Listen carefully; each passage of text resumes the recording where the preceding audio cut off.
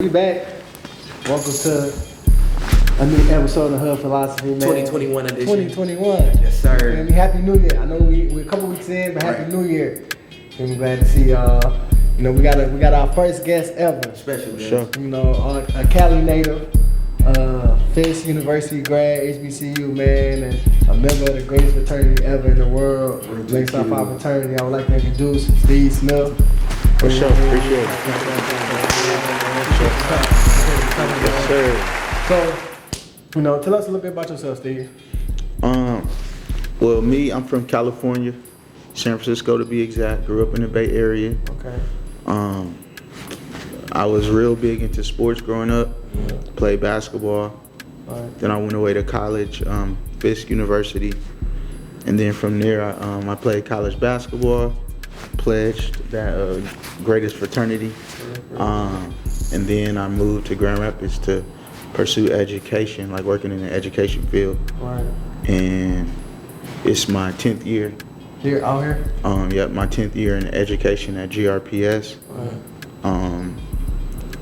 And yeah, I've been pursuing business. Right. So I started a couple of businesses, got married, started a family, had some kids. But yeah, that's me. Right. So one of your businesses is MUSE, which we actually shoot at. Man, I call it like a collaboration center. You know, it's like an art gallery. You know, studio. You do have a studio. Yeah. You know, you got your own little music group. You want to tell us a little bit about that? Yep. So MUSE here in Grand Rapids is an art gallery. We call it an interactive art gallery. Okay. So our art exhibits that we have usually allow people to like experience something, like it's something you could feel and do.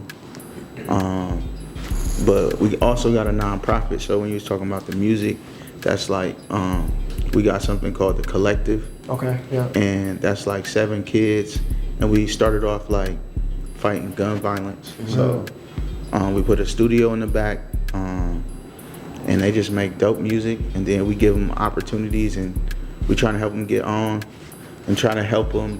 So basically, we help others pursue their purpose and passion. Right. So that's what gives us our fuel, and that's basically what we do. Right. So for them, like for the artists, we did like shows all around the city. As people are starting to come, like as the world opening back up, they're able to do concerts and open for Eric B, Rakim. They coming here. They're gonna open for them. It's just new opportunities, stuff like that. That's big up. I know one of the boys in your group actually goes to school that I work at EK. Okay, yeah. I realized he had the MUSE jersey on. Oh yeah. His picture one day, and I'm like, oh yeah, what the time? Like, oh yeah, you in the collective. Yeah. Like yeah. Come on to check us out one day. I'm like, I'm gonna come out there. But always, ever since I met you, man, when I first met you, even before I met you, you was always doing great things. My family always talked about you. You work with my uncle, CQ Moody. Oh yeah. GRPS, y'all do a lot of great things. Yeah. And then when me and you got together and we met here and we started working, I quickly realized, like you said, this interactive thing was big. It was more than just an art gallery. And the more I got to know you, I'm like, man, he's doing a lot of things. But I always wanted to know, like, you coming from Cali and then going all the way down south to Fisk, like, what caught your eye about Grand Rapids and what brought you out here? All right. So I was basically my junior year. Yeah. Like, I'm gonna keep it real. Like my whole life, I never really had like a girlfriend that I was like serious about. Right. Like I always just like talk to hella chicks, like just mess with hella chicks. For real. And I was like, if I don't meet one person, like at first it was like fear, because I was like, if I don't meet somebody like by next year, my senior year, like I'm gonna be like it would be somebody. I had this fear of like meeting somebody that would be like a hoe and you ain't know her background. So I was like, let me meet somebody while I'm in college so I know who she is and all that. So then my mind started being like, all right, I want to meet somebody. And then I met somebody. And then like we was kicking it for me in college, and she was from Grand Rapids. Cool. And she was like, yeah, come visit. So I came to visit here. thought it was straight. You feel me? It was cool. I wasn't thinking nothing about moving here or nothing. But then Christmas break in 2010, I had applied for a job because I was a senior, and her mom was like, I can't get you the job, but I could get you an interview. And so I did good in the interview. They offered me a job, and I turned it down. And that was over like the first break in Thanksgiving. And then when I was on Christmas break, I remember I was sitting, we was like at Christmas dinner, and my grandma was like, how long you gonna be in school? You feel me? And I was in grad school, I think, at the time. Okay. Yeah, I had just graduated from college, and I did a year, like I was getting my teacher certification. And then my grandma was like, how long you gonna be in school? And I was like, what you mean? Like I went to school, and now it's time for me to like do something different. Right. But I'm still in school, like pursuing teaching. Right. And then it made me feel like, okay, I need to go into the world. So GRPS called me back, and it was like, you want to work at Ottawa Hills? It's a high school. And I was like, yeah. So I really was in the middle of the semester at Fisk, and I didn't even pack my stuff. Like I just moved straight to Grand Rapids without going back to Nashville. And then on the weekends, I would go to Nashville, get some stuff, bring it back, and then just go back and forth. I was like doing music in Nashville and like working here. Right. Even doing, like, who see this podcast? Because like, how real y'all want me to be? You can be real. Like, a lot of people that's like, you feel me? Like, yeah, you can be real. Like we was doing endeavors. Like I had like little business endeavors I was doing in Nashville. Okay. So I would go on the weekends to do that. Okay. Then come back. But it started conflicting, and I was like, I can't be teaching students and then doing this type of stuff. Right. So then I just basically cut my Nashville ties in a sense and just fully moved here. That's real. And I just came here. How long were you doing that back and forth between here and Nashville? I would say like I came in January after the Christmas break, and I was back and forth probably till May. Okay. I had an apartment there still, and I was living with the girl's family here. She had moved to, she was in film school in New York, and I was like going back and forth. Man, I'll tell you, you took a leap of faith. You feel me? Just moving out here. I mean, absolutely. Yeah, because then like you come out here basically like you don't know nobody for real yourself. Yeah, I ain't know nobody, period. The girl you was talking to, and then you ain't really got nothing. You had to start from the bottom. You feel me? Just hey, it was bottom. Like I moved here like just with. First of all, I had to buy all my work clothes. I went to Goodwill because I ain't know how to dress like professional, and I was a bruh. So it's times I would go to work, had the ripped army fatigue shorts, and it was like, you can't wear that at work. You can't wear that here. And I was like, oh, I had gold teeth at work, and like teachers in the building to tell me like to get to class, because I was like 20, 22. So you kind of look young. I look super young. You feel me? And they was like, get to class, and I was like, I work here. You feel me? I had to they tried to call security on me like I had to go to the office or something. And it was like I really work here. So me and BJ went to a PWI, right? Okay. And we actually, kind of got to know a lot of people from California because we got like this posse program, so that damn near that program paid for their education at the school that we went to. Right. Okay. So my question is, talk about your environment a little bit, like some of your influences growing up in the Bay Area. Yeah. Like just things like that growing up out there. Yeah. And kind of life out here in Michigan. So like in the Bay, I like to say they glorify violence. Like you know how people are like out when you're young, people might lie on their dick, like, oh, I did whatever with this chick, but out there it's like they even lie like they got a body or something, like, or I shot somebody or I got a gun or whatever, and it's like it's just glorified. So like it was real violent.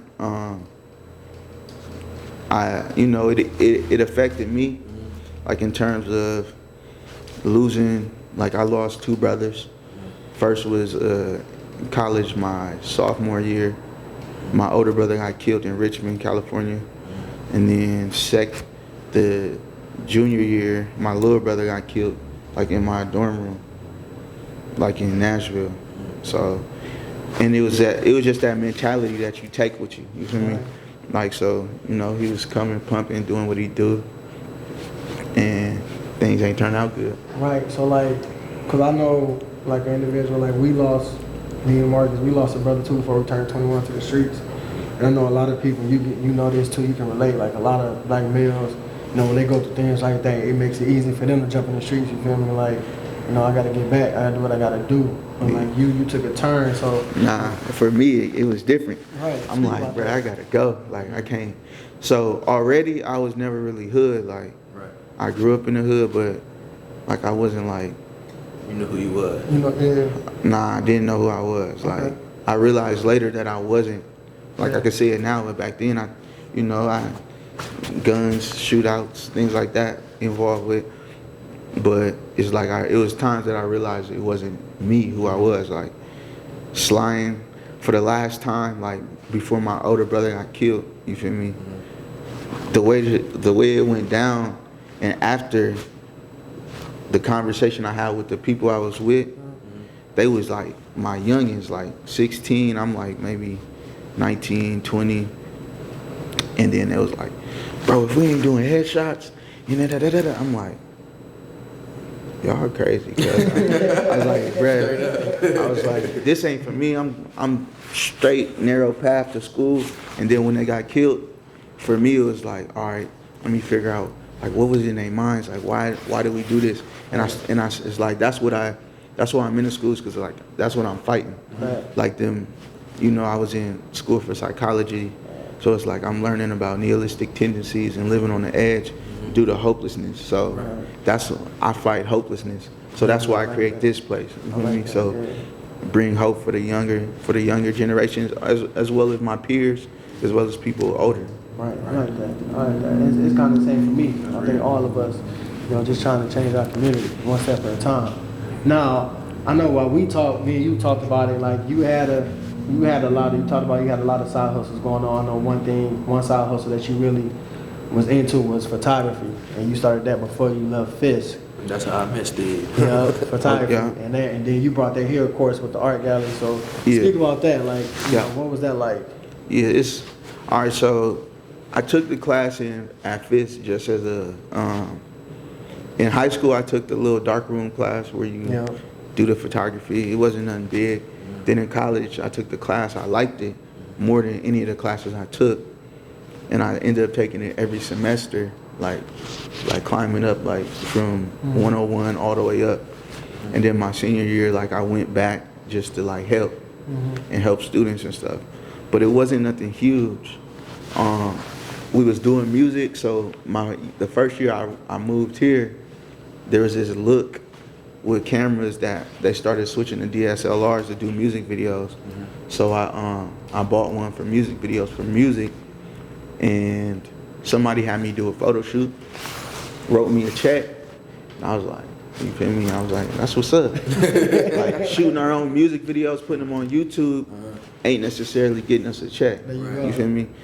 So I started using what I learned, and then I want to say I met with the right clients or had the right partners, and they just plugged me into the right circle, and my career was up from there. You feel me? So I started my career shooting with like businesses, companies, people who are running for office here in Grand Rapids, and it's like it just plugged me.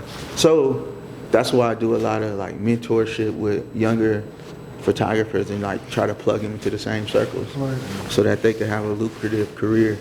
Because like over time, it started to topple my job. Like I make more with photography than I do my like career job, you know. So it's just, but if my career job fulfilled me, so I stayed with it. You feel me? Right. But now, when you first, I think I know the answer to this, but when you first moved to Grand Rapids, did you ever see yourself like having this platform, MUSE, like having this? Like, what was your thoughts? What was your mindset when you first moved here? My mindset when I moved here was like, this is an easy place to like do what you want to do. Yeah. Like it's like a blank canvas, because it's like the people in our community ain't like moving fast. And I was like, I came from a city where you move fast and you take advantage of like opportunities. Right. So it's like hella opportunities for me to jump on. So my senior year in college, I knew I wanted a center for the youth, and I wanted them to be able to have a studio, dance studio, art studio, all of that. I didn't know what it would look like, but I knew I wanted it. And when I bought this building, it didn't hit me that was my old dream. Mm-hmm. Like, but when I first moved here, I was always looking for a building just for photography. Okay. But when I got married, I was like, let's not buy a house, let's buy a building that we could like live in and work downstairs. So that's how I bought this. And I was like, I'm gonna put my studio in here. But it ended up transforming into something way bigger than that. Okay. So you got a lot going on. You helping the youth, working in the public school system. You got your photography, you know. So like out of everything that you do, you know, out of all the people that you encounter, like what's your like true passion? You know, out of all of that, because I know all of that kind of cultivate, kind of build into one thing. That's your true passion. But could you just elaborate on that a little bit for me? Yeah. So the main thing is just making sure that I help other people pursue their purpose and passion. That keeps me fulfilled. Mm-hmm. So like as I meet people, I always ask them like, what are they into? It's fun when they don't know, because then I get to dig in deep. Mm-hmm. I got like little workshops I do in terms of like helping you figure out like the conversion points, like where does your purpose and passion converge? Mm-hmm. So I do that. But outside of that, what I really love, I like doing motorsports. So that's how I just have fun. You feel me? Yeah, my man, you got a dirt bike and with 2 4-wheelers at the crib. And yeah, I gotta go kick it with him there. Yeah, this is real southern. Yeah, real southern, okay. Man. So like, so basically, when you got the building, so basically, when was the first time like? When did MUSE start? When was it groundbreaking? Right. Grand opening. Like. Yeah, grand opening was May 2018. 2018. Yeah. So we bought the building in 2016. You know, so it was underground, doing the work, because it didn't look like this. It was an adult bookstore, dirty, dingy, musty. I saw them pictures. Yeah. So you know, we redid it. So like, how and talk about that. Like, who all was a part of that process? Did you have a lot of people, or was it just you and? Nah, it wasn't just me. So in terms of me and my wife for sure, but so we set out. Her dad was instrumental in making sure that we went through with everything. It's people in the city that like when I'm like, okay, time for funding, like they helped me get the loans and stuff that I needed to build it. But it don't just stop there. Like as we starting to build, like we got like roadblocks. Okay. So I had it being zoned as like a photography studio, and then so I had my meeting with the city. The city's like, you can't have a photography studio here. So I'm like, what you mean? Like, it's my building. Right. Like, I bought it because I'm like, okay, on this side I could have an environment for people to shoot, like it'll be designed by artists. Over there I had a paper backdrops, and back there it'll be a baby studio. That was my original plan. Then the city was like, nah, you can't have it on the main street. And I was like, okay. So I hit up like people, their businesses grabbed, like Grand Rapids area black businesses. Jamil, I hit him up and he connected, he would connect me to people in the city, and Jonathan Jux would connect me with people in the city. Like if there was a roadblock, we would have a meeting about it. Right. And then he'd connect me with the right person, like the commissioner. Mm-hmm. And it just was like, it was just support. So going through that whole process of trying to get this place, you know, regulated and open, what was your biggest lesson? Biggest lesson. I feel like I've been having quick answers with that one. It's like I got to think. My biggest lesson. I don't know. collaboration is key. Feels like a lesson. Yeah, collaboration is key. The biggest thing if I had a regret, it would have been to buy cash if I could. You feel me? So in my mind before all of this, I could have never said I could save 200,000. You feel me? Right. But now I know it's like possible. Like setting goals, like when you set a goal, put it on paper, it's hella easy to like attain the goal. Right. So. That's right. Okay. So appreciate that, man. We're gonna take a quick break. Yes, sir. And we'll be right back. We'll be right back. For sure.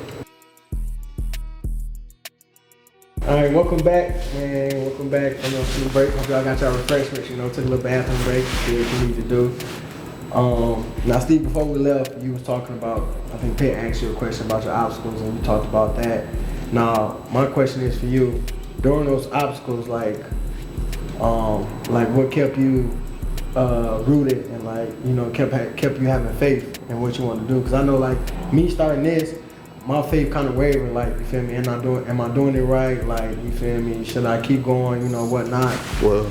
So yeah, what kept you going? Yeah, with that, it's got to be the whole pledging experience. You feel me? Man. Just I think about them nights on the floor, like, them long nights where like anything in normal life can't even compare to that. Man. So it's to me like pledging was like working out with ankle weights on your wrist, and a weight vest, and it's like you just get to take it off. So adversity don't really feel. It don't compare to what you know to. We know what you said. Yeah.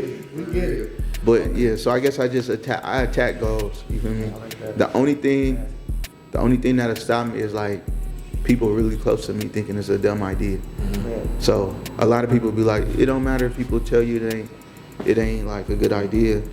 Like if you think you should do it, you could do it. Mm-hmm. I get a lot of ideas, so if my wife is not on the same page, I'm not doing it. Man, I like that. So going off of that right there, me and BJ talked multiple times on our podcast about having a circle, right? Mm-hmm. Having the people that's that's in your corner, that's gonna keep it real with you, right? Yeah. So based off of your circle, like how much do you value their opinions, and how often do you go to them with ideas or for perspective of certain stuff?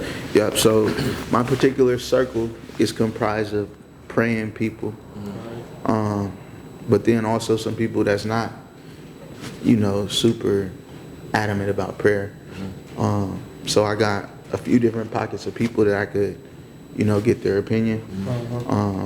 But I live life with a tribe, and that's a big group of individuals that's like-minded, and we do life together. Like we set goals together, we eat meals together, we pool our money and do things like that.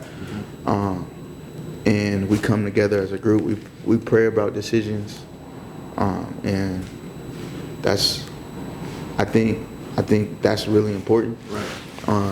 It's important to have friends that have similar goals, or to tether yourself to people that's where you're at already. Right. It's a school of thought that says like you're a culmination of your five best friends. So that means like if you got five friends, you're gonna be similar to how they are. So what they have, what they do, what they think about, it'll be similar. So you want people that think greater. Yeah. No, that's real. So another question that we wanted to ask you was, where did the name MUSE come from? MUSE, I think, so it directly for me came from prayer.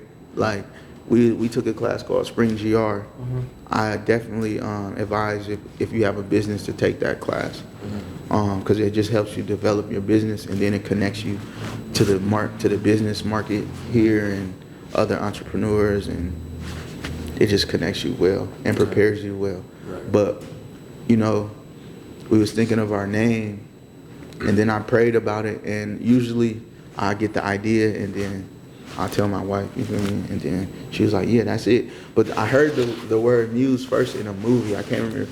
I think it was the Adam Sandler movie. I think it was, I can't remember what it was called, but it was from a movie. But it just came to me in prayer, and I was like, oh yeah. I knew it, because we had a list of hella names that it could have been. But then I was like, when I heard Muse, I was like, oh, that's it. I was like, MUSE GR. And then, you know, it means like inspiration or female inspiration. It was fitting because we want to inspire people. I like that. Now, Pitt also had a question that he wanted to ask. I'm gonna ask it for him. So like, tell people about your experience with down at Fisk University. You know, that HBCU experience and how it was for you and how that impacted your life. So for me it was life changing because when I went to Fisk, I kind of was an outcast. Okay. Like I felt like an outcast. I don't know if I really was, but I felt like one because I came from like, you know, a real inner city neighborhood, and it felt like real uppity there. At Fisk? Yeah, okay. Like it was super uppity. It was cool. It was eye-opening. Like, I remember, like, you know, I feel like the Bay Area was like toxic on our minds, the way we treat women, like the way we value things, like even the way we dress, like, and I only got this on because I just came from Cali, and my brother had a party, and he was like, I was like, I know you only wear stuff once, and he just was like I was like, that's raw, and you feel me? He's like, the box right there, he told me to box it up. I'm like, for real? And then you feel me?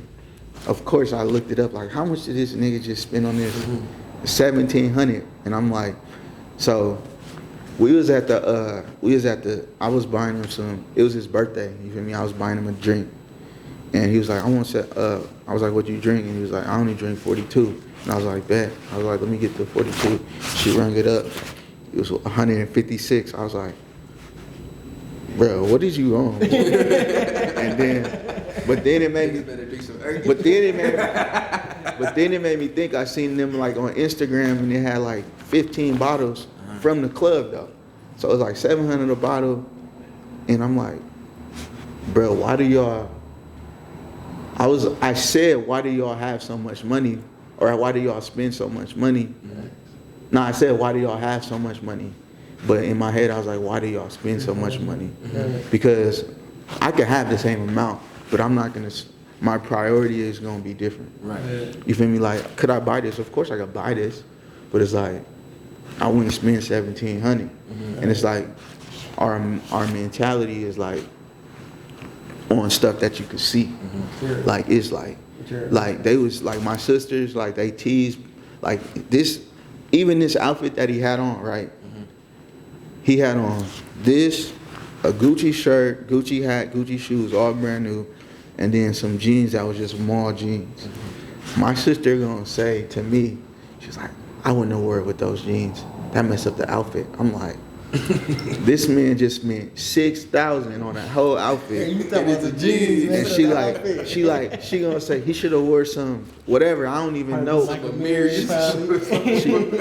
And I'm like, bro, like, cuz, like, dang, you feel me? I feel it. And it's just like priorities is different. So, mind you, to go back to your question, I went there with the same mindset. Right. I used to be the same way. You feel me? Everything designer, hella jewelry, like, which I still, you know, it just, I seen something different. Like, the first week of school, like, I was like I don't call girls bitches and all that shit no more, but I was like, bro, the bitch you was with, da-da-da-da-da, like, you hit already? Like, is she going? And then he was like, hey, what I do with my girl is my business. I was like, this nigga, bitch. You feel me? But mind you, this is 15 years later, and I'm remembering because it impacted me. Right. And I'm like, my whole mentality shifted. Like, this is a woman. This is not a bitch. There you go. She's not a wallet. she is a person. Like, my mom told me, like, when she was like, son, like, growing up, like, son, make sure you get what you can from these girls. You feel me? Like, and that was my mentality growing up. Okay. So, me and BJ have mentioned multiple times, like, going to K, going to that PWI was a culture shock, you know, being from where we from. Right. So, could you say, even though you are black, and I assume you grew up in the black community, right? Going to Pitt, HBCU, was that still a culture shock? Even though you like, cause you coming from the Bay and you going down south, and then you saying, like, it was, and all of that stuff. Yeah, like, you know, it was different for me, cause like people would be like, I don't know, we didn't interact. Like, I didn't talk a lot. I didn't know how to communicate well. I call girls like bitches. I used to have to go I had to go to like tribunals to where we would sit at a table, and then they have to like tell me how it made them. It's not funny now, but you know, they used to tell me how it made them feel when I talk how I talk. Right. And I was like, it's nothing personal. This is just how I talk. Yeah. But it's like, you're an adult, so they try to treat you like adult, but that shit was hella disrespectful. You feel me? Right. But it was a culture shock, because like, I go to like people's house I remember freshman year, Thanksgiving, my friend's house was like a mansion in Atlanta. And I'm like, what is this? You feel me? Like, his dad was a pro boxer. His mom was like on the city's like board or something.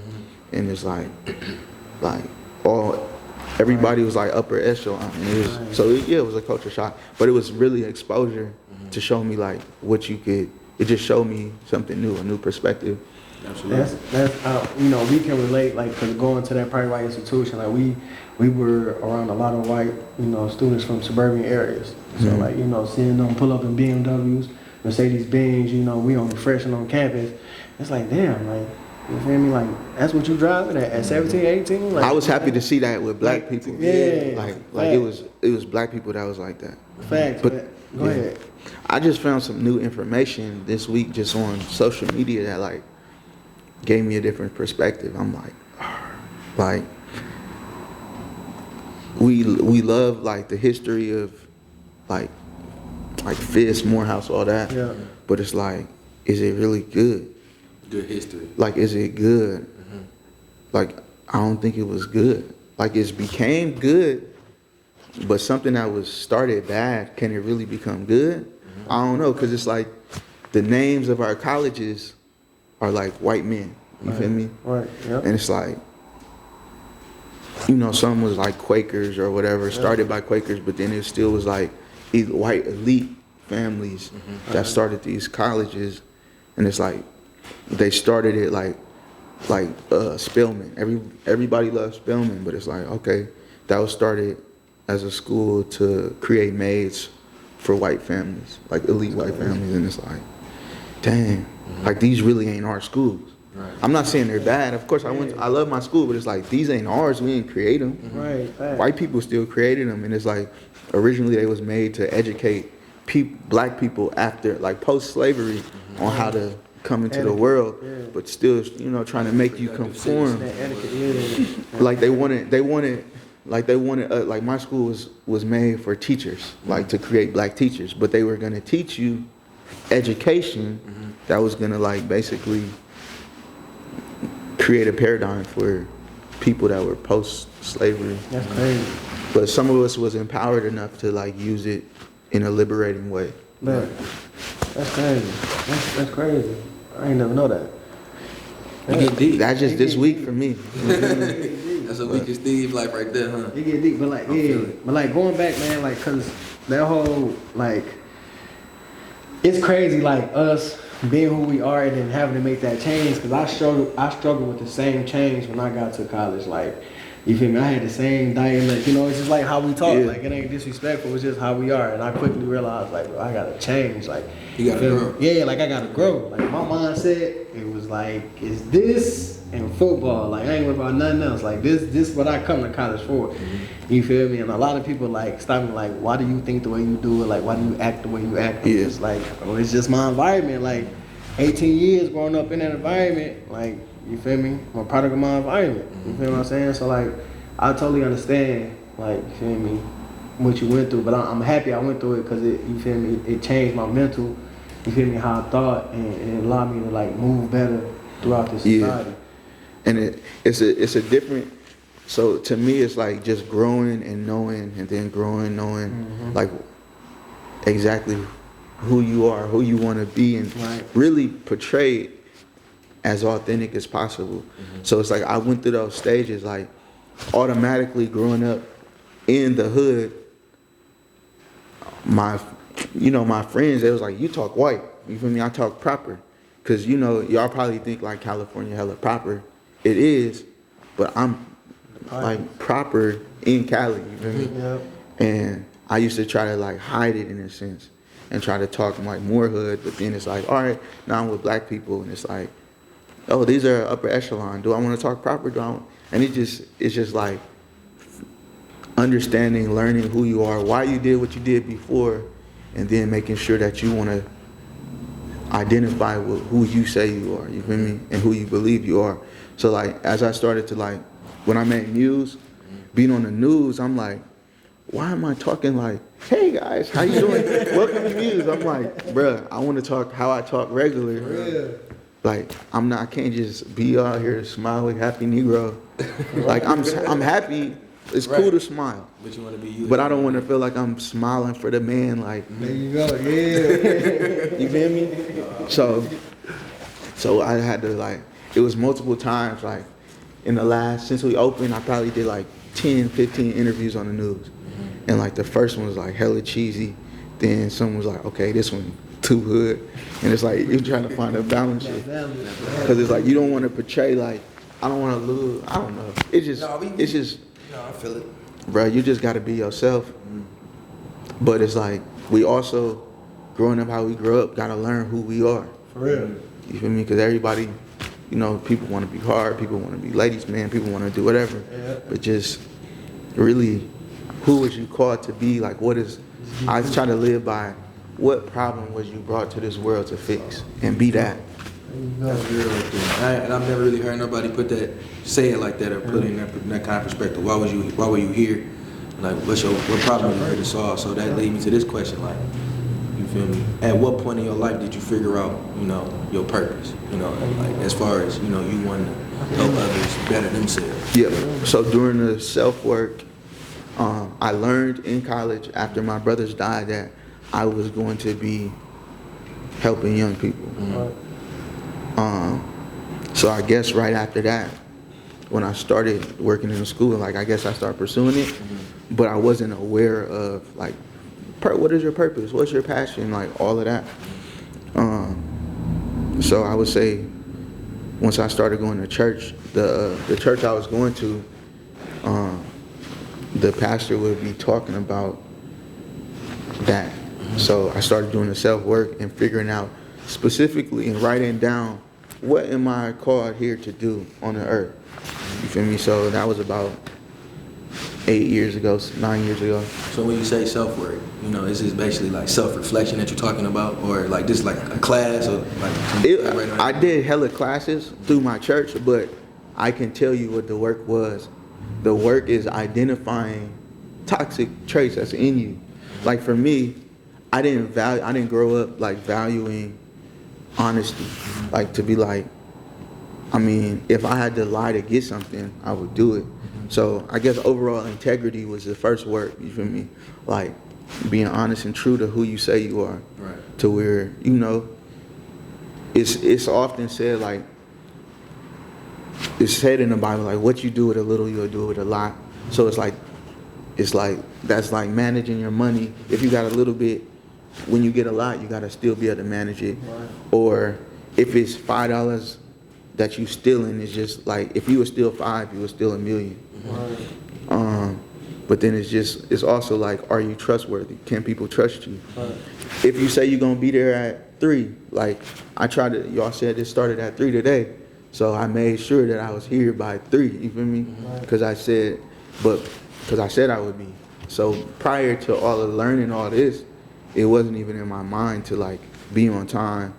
Like, even working like Moody, Yep. we was working at Ford, mind you, work start at 7:30. Sometimes I get there at 11 or 12 and just pull in like, what's up, bud? Niggas 5 hours late Bro, for work, bro. and then I hit Moody, I was Took like, your lunch break first. bro, and still take a lunch break.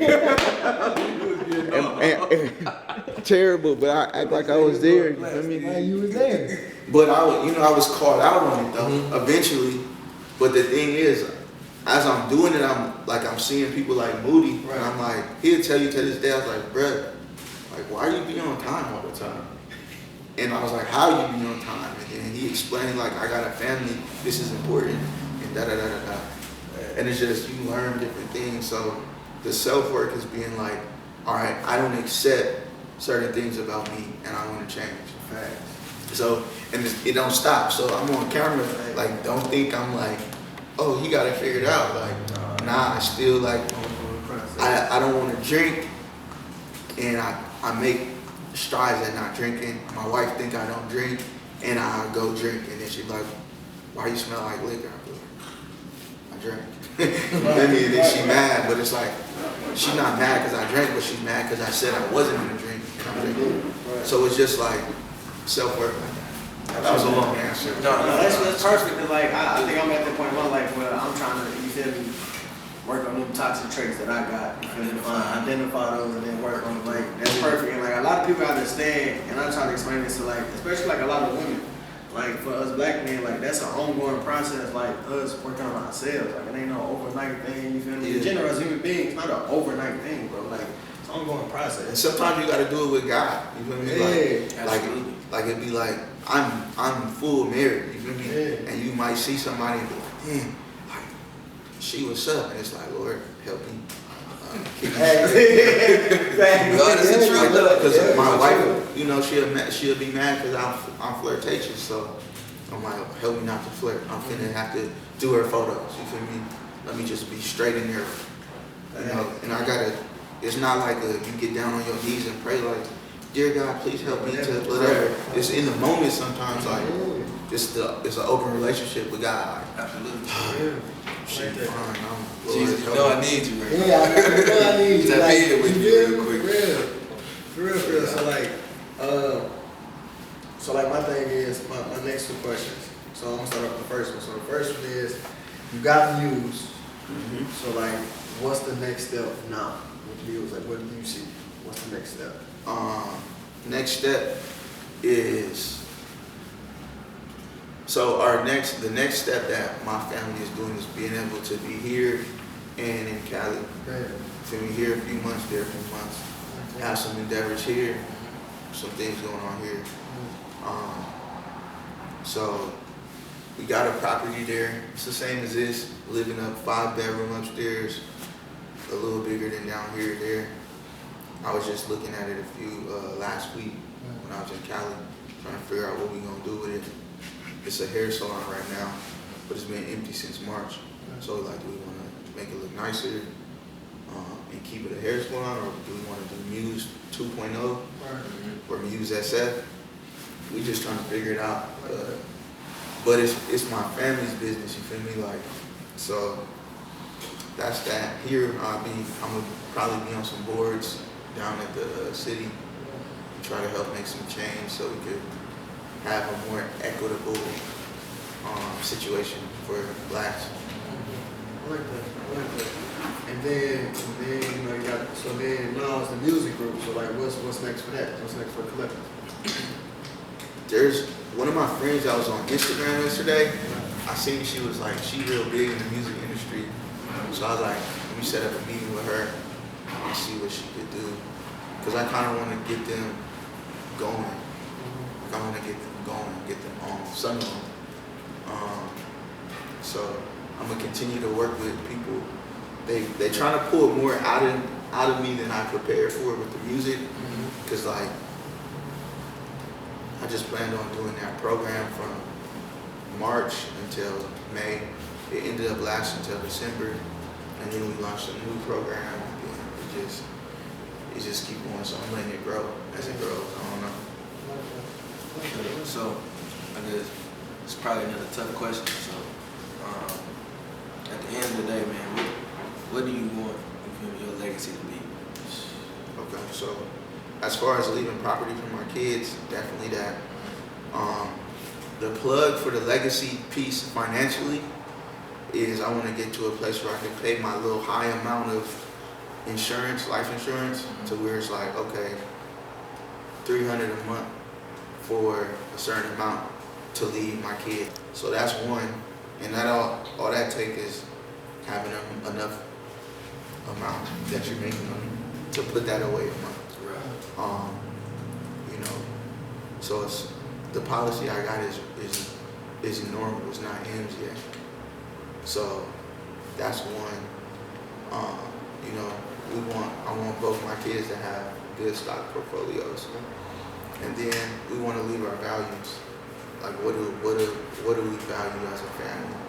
So yeah. Continued legacy. Like my family in San Francisco, they had like multiple buildings around San Francisco. It's not really normal for black people. We only got one left, but that's under our care, so we're gonna make sure we handle that. That's great. Absolutely. That's good. You got any more questions, man? No, I guess last question would be, man, like any advice you want to give any young entrepreneurs that's out here that's watching our podcast, or just like, you know, any life advice in general you want to leave? All right, so what I would leave for you all, I'm gonna speak directly to you all, is all right, so let's imagine there's two convergence circles. One side is passion, one side is purpose. So take 5 things that you're passionate about, write those down. Passions might be motorsports, reading, whatever it is you love. And then on the purpose side, things that you feel like you're called to do.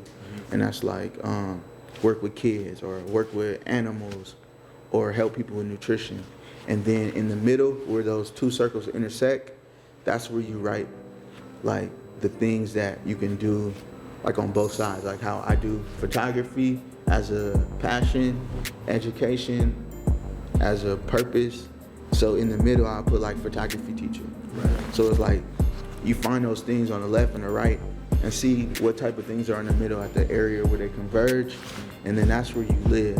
That's where you do your stuff. Like whatever your job is gonna be, if you wanna feel fulfilled, choose something that's in that middle area, because that's where your happy place is. Man, That's good shit right there. that's good stuff, man. I appreciate it, bro. Appreciate you coming on the show, man. Appreciate y'all. That was some news, man. For your time, man. Yeah, appreciate it. You know, Steve Smith, man. If y'all on Instagram, Stevie Mac 415. I feel like Muse got his own page too, right? my MUSE GR.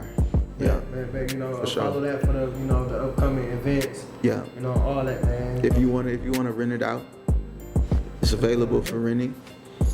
If you need somewhere to stay, we got an Airbnb upstairs. It's very nice. It's called an Art B&B. We got some art canvases up there, drawing pads, guitar, stuff for that, to help you engage in your creativity. But for sure. And For before we go sure. out, man, you know, we got the Hood Philosophy merch coming soon. Hey, look, and they blessed me with one. Hood Philosophy, Yeah, you know, too. so it's coming real soon, real soon, you know, so be on the lookout, man. We appreciate y'all. Stay tuned. That's season 2, episode 1 of Hood Philosophy. Hey. We out, baby. Oh, yeah.